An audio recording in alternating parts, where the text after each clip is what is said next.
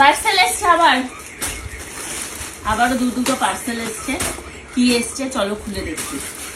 বলো কি এসছে? দুটোই আমার ড্রেস, তোমার ড্রেস নেই।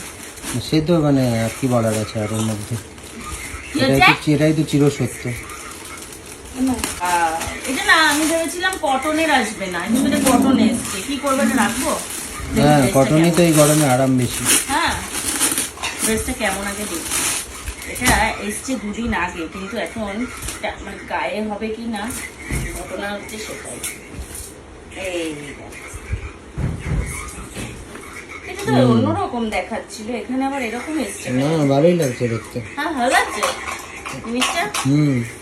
রাখবো এটা? হ্যাঁ থাক। এই যে ড্রেসটা এরকম, তাহলে এইটাই পরে চলে যাবো আজকে। হ্যাঁ যেতে পারো, ভালোই তাই না? লাগছে। কটনের আছে, পরে আরাম। এই দেখো এই একটা ড্রেস এসছে। ওই ফোনটা বন্ধ করে দাও তো মা, ফোনটা অফ করে দাও। খাটের উপর রান্নাবাটি সাজিয়ে নিয়ে আরেকজন বসেছে দেখো। ও মা, ওই ফোনটা বন্ধ করে দাও তো, যেটা আওয়াজ হচ্ছে। হ্যাঁ অফ করে দাও, অফ করে দাও সোনা। আচ্ছা, থ্যাংক ইউ।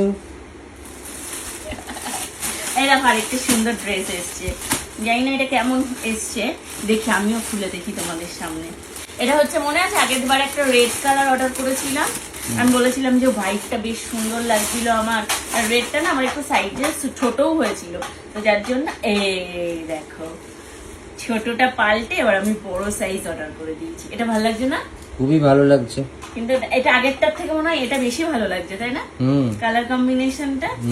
এই দেখো এই প্যান্টটাও ঠিকঠাক হবে এবার, প্যান্টটাতেও আর প্রবলেম হবে না। কেমন হয়েছে এটা অবশ্যই কমেন্ট করে জানাও।